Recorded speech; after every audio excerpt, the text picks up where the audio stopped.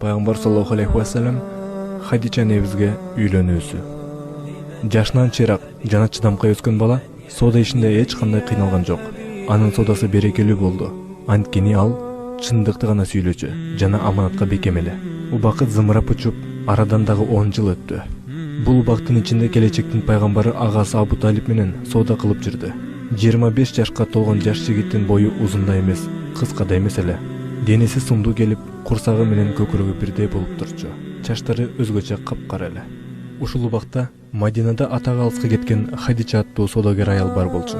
Соодасына дайым адилеттүү болгон бул аял эл арасында Хадича Тохира, таза Пакиза Хадича деген лакап ат менен белгилүү болгон эле. Анын соодасы көп болгондуктан ар тарапкы кербендерди бат-баттан жөнөтүп турчу. Күндөрдүн биринде Абу Талиб инисинин жанына чакырып, көптөн бери ойлоп жүргөн оюн ортого салып мындай деди: "Эгер сен макул болсоң, Хадичанын кербени менен соода кыл. Андан эч кандай зыянга калбайсың" деди. Улуу адамдын сөзүнө эч качан ийки кылбаган жигит дароо эле макул болду. Ошентип 25-теги жигит Хадичанын кербени менен алгачкы сапарга жөнөдү. Бирок дээринде акылдуу жаралган Хадича ага өтө чоң кербенди берген жок. Алгачкы сооданы сынап көрүү үчүн чакан гана кербенди жөнөтүп, өзүнүн кызматчысы Майсараны кошуп берди.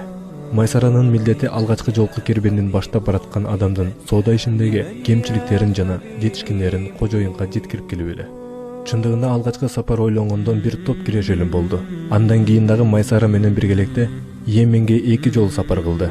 3-чү сапардан келген соң Майсара Хадичага келип мындай деди: "Мен өмүрүмдө мынчалык аманатты бекем сактаган, ар дайым чындыкты сүйлөгөн жана жумуш кылууда өтө мээнеткеч болгон адамды кездештирген эмесмин" деди. Майсаранын сөзүнөн кийин Хадича кербендин санын көбөйтүп Шамга жөнөттү. Адаттагыдай эле бул кербен да чоң киреше менен кайра келди. Хадича жөнөкөй адамды кызматка албагандыгын сезди.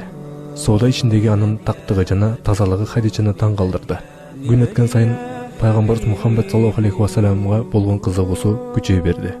Бир күнү Хадича досу Нафиса менен ал жөнүндө сүйлөшүп, ар кандай жакшы сыпаттарын айтып берип мактап отурган.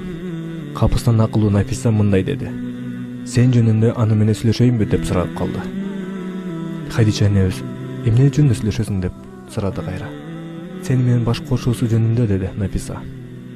Хадича энебиз макул болду. Иш өзүнөн өзү оң жолго түшүп бара жатканда кубанып, Нафиса Хадичаны калтырып, көздөгөн максатын ишке ашыруу үчүн ордунан туруп кетти. Нафиса пайгамбар саллаллаху алейхи ва салламдын жанына келип, эч нерсе билбеген адам сыяктуу мындай деди: "Мухаммад, сен үйлөнөсүңбү?" деп сурады. Пайгамбар саллаллаху алейхи ва саллям "Жок" деп жооп берди. "Эмне үчүн үйлөнбөй жүрөсүң?" деп кайра сурады. Пайгамбар саллаллаху алейхи ва саллям "Менин колумда жок болсо, мага ким үйлөнөт?" деп суроого суроо менен жооп берди. Ушул эле сөздү күтүп турган Нафиса "Сага Хадича үйлөнөт" деди. Ал өзү макулбу деп ишенбегенсе пайгамбар саллаллаху алейхи ва саллям сурап калды. "Мен аны менен сүйлөшүп көрөмүн" деп акылдуу аял бул иретта жол таап кетти. Арадан 2 күн өткөн соң ал кайра келип Хадичаны макул кылгандыгын айтты. Хадича небис ушул убакта 40 жашта болчу. Алардын үйлөнүүсү жана жашоосу эң бактылуу болду. Бул үйлөнүүдөн бир үлгү. Пайгамбар саллаллаху алейхи ва саллям өзүнөн 15 жаш улуу аялга үйлөндү. Хадича небиз буга чейин 2 жолу турмушка чыккан эле. Алардын экөөтөн каза болуп калган болчу. Бирок бул алардын бактылуу өмүр сүрүүсүнө тоскоол болгон жок. Бактылуулук аял менен эркектин бирин-бири түшүнө билүүсүндө. Пайгамбар саллаллаху алейхи ва саллям Хадича небиз менен 25 жыл бирге жашады. Анын көңүлүн бир да жолу ооруткан жок. Анын үстүнө башка аялга үйлөнгөн да жок. Тирүү кезинде аны кандай сыйлаган болсо, кайтыш болгондон кийин дагы аны эч качан эсинен чыгарган эмес. Анын ар бир кыймылын, ар бир аткарган ишин эскерип турчу. Меккенин ачылуусунан кийин бир күнү пайгамбар саллаллаху алейхи ва саллям үйдө отурган кезде эшикти бирөө кагып калды. Пайгамбар саллаллаху алейхи ва саллям "Карагылачы, эшикти Хадича сыяктуу кагып жатат. Бул анын эжеси болсо керек" деп. Мындан бир канча жыл өтүп кеткен, аялынын эшикти кантип какканын да унуткан эмес эле. Чындыгында бул эшикти каккан аял Хадича небиздин эжеси болчу. Бир жол пайгамбар саллаллаху алейхи ва саллям бир картайган аял менен көпкө сүйлөшүп туруп калганын көргөн Айша небиз "Картайган кемпир менен эмне жөнүндө сүйлөштүң?" деп сурап калды. Пайгамбар саллаллаху алейхи ва саллям мындай деди: "Ал Хадичанын досу эле. Биз Хадичанын тирүү кезиндеги окуяларын эстеп олтурдук" деп жооп берди. пайгамбар саллаллаху алейхи вассалам ар дайым тамак аш жана белектерди Хадичанын курбусуна алып барып бергилечи деп жөнөтүп турчу.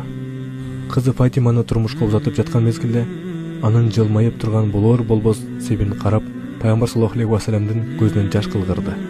Ага таң калган кызы Фатима: "Атаке, бүгүн кубана турган күн эмеспи? Эмне үчүн ыйлап жатасың?" деп сураганда, пайгамбар саллаллаху алейхи вассалам мындай деди: "О кызым, бүгүн кубана турган күн. Сенин энең Хадича сени турмушка чыккан күнүңдү көрүүнү абдан самайт эле. Бирок ал бул күндү көрбөй калды. Мен ошону эстеп ыйлап жатам" деп жооп берип, көз жашын сүрткөн эле. Мунун баары пайгамбар саллаллаху алейхи вассаламдын артындагы үммөтү үчүн эң чоң сабак. Пайгамбар саллаллаху алейхи вассалам Хадича небизден 4 кыз жана 2 уул болду. Кыздары Зайнап, Рукия, Умму Кулсум жана Фатима бойгожа деп турмуш курушту. Ал эми балдар Касым 3 жашында, Абдуллах 4 жашында бул дүйнөдөн кайтыш болушту. Бирок бул жоготуулар пайгамбар саллаллаху алейхи вассаламдын дават ишине тоскоол болгон жок. Анткени пайгамбар саллаллаху алейхи вассалам бул дүйнөнүн убактылуу, баасыз экенин жакшы билет эле. Ал үчүн бул дүйнө жашоосунун кымындай да баасы жок эле. Агасы Абу Талиб келип, Курайштын сакалдуулары сага өз сунуштарын айтып жатышат. Эгер сен байлык кааласаң, каалашынча байлык топтоп берели. Эгер бийлик кааласаң, өзүбүзгө башчы кылып алалы. Эгер ооруп жатсаң, эң мыкты табыптарды алып келип дарылаталы. Сен бизди динге чакырганыңды токтот деп атышат. Сен аларга макул болгонун деп айтканда, пайгамбар саллаллаху алейхи вассалам ага мындай деп жооп берди: "Аллахка ант ичип айтамын, эгерде оң колума күндү, сол колума айды салып берсе да, бул ишти Аллах ачыкка чыгармайынча мен аны таштабаймын. Же өмүр бою бул иш менен өтүп кетемин" деп жооп берди. Оба, боор эти менен тең болгон баладан айрылуу ата эне үчүн жеңил эмес. Аалымдар айтышат, ата энесин жоготкон адам бир канча убакыт өткөндөн кийин аны унутат. Өмүрлүк жарын жоготкон адам бир канча убакыттан соң нике жаңыртат. Бир тууганын жоготкон адам бир канатын айрылган куштай болуп калат. Ал эми баласынан ажыраган ата эне аны эч качан унута албайт. Алар үчүн айыкпас жара болуп кала берет. Бирок Аллах Таала бербестен туруп албайт. Эгер алса, өзүнүн бергенин алат. Аллах пендени кечирүү үчүн аны сынайт. Анын даражасын көтөрүү үчүн ага кыйынчылык жиберет.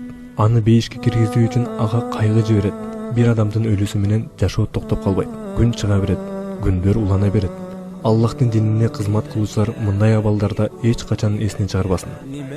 Алар менети менен, жакшы адеп ахлагы менен, жагымдуу сөзү менен башкаларды өзүнө тартсын. Алардын асыл сыпаттарын көргөн адам алардын жанынан кеткиси келбей калсын.